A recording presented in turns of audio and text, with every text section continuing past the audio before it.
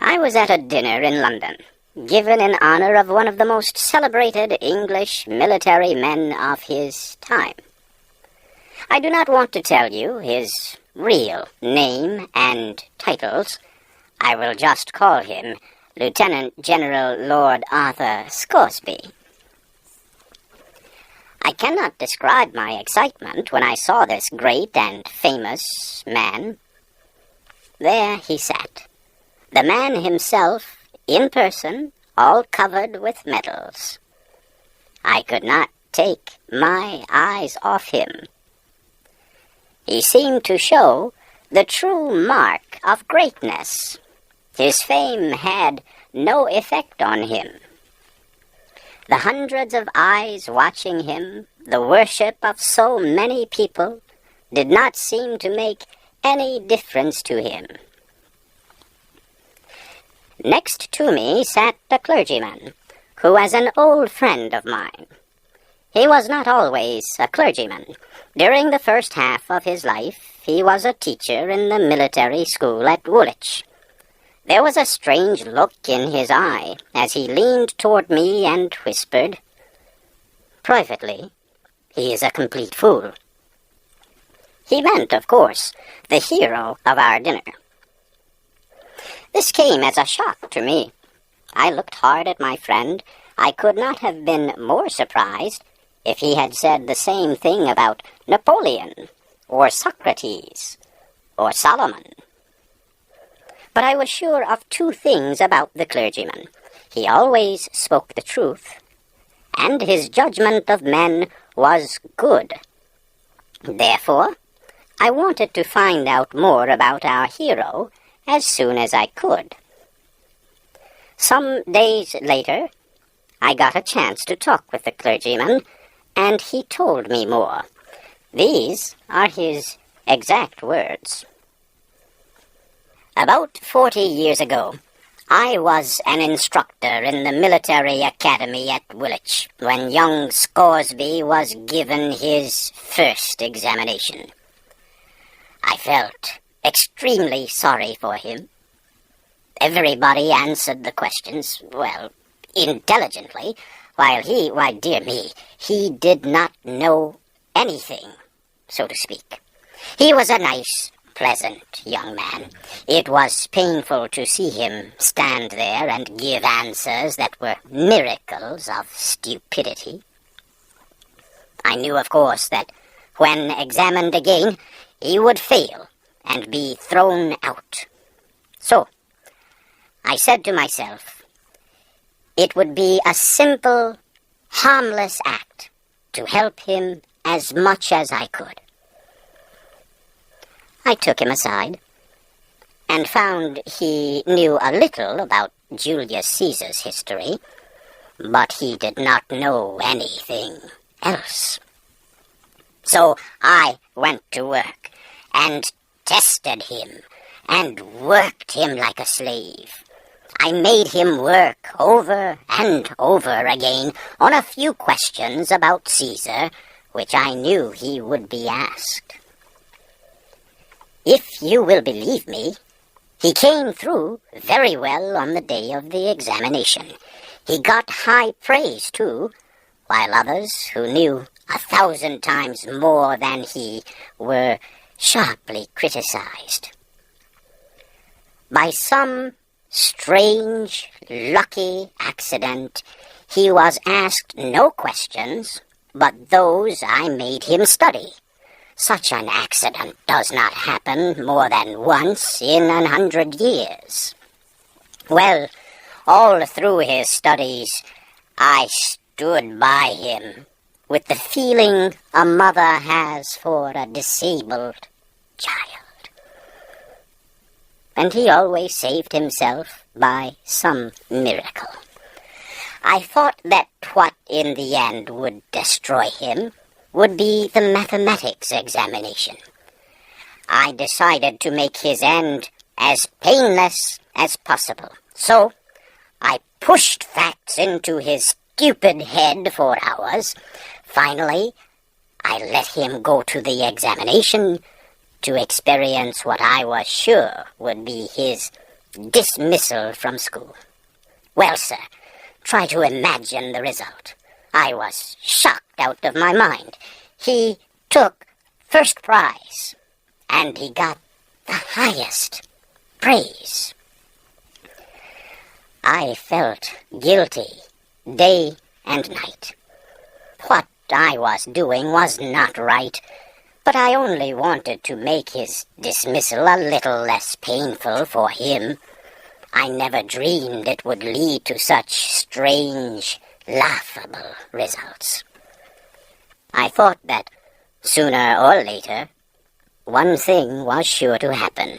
The first real test, once he was through school, would ruin him. Then the Crimean War broke out. I felt that sad for him that there had to be a war. Peace would have given this donkey a chance to escape from ever being found out as being so stupid. Nervously, I waited for the worst to happen. It did. He was appointed an officer, a captain of all things. Who could have dreamed that they would place such a responsibility on such weak shoulders as his? I said to myself that I was responsible to the country for this. I must go with him and protect the nation against him as far as I could. So I joined up with him, and away we went to the field. And there, oh dear, it was terrible. Mistakes, fearful mistakes. Why, he never did anything that was right. Nothing but mistakes. But you see, nobody knew the secret of how stupid he really was. Everybody misunderstood his actions. They saw his stupid mistakes as works of great intelligence. They did, honestly. His smallest mistakes made a man in his right mind cry and shout and scream, too. To himself, of course. And what kept me in a continual fear was the fact that every mistake he made increased his glory and fame. I kept saying to myself that when at last they find out about him, it will be like the sun falling out of the sky. He continued to climb up, over the dead bodies of his superiors. Then, in the hottest moment of one battle, down went our colonel. My heart jumped into my mouth, for Scoresby was the next in line to take his place. Now we are in for it, I said. The battle grew hotter. The English and their allies were steadily retreating all over the field. Our regiment occupied a position that was extremely important. One mistake now would bring total disaster. And what did Scoresby do this time? He just mistook his left hand for his right hand. That was all. An order came for him to fall back and support our right. Instead, he moved forward and went over the hill to the left. We were over the hill before this insane movement could be discovered and stopped. And what did we find? A large and unsuspected Russian army waiting. And what happened?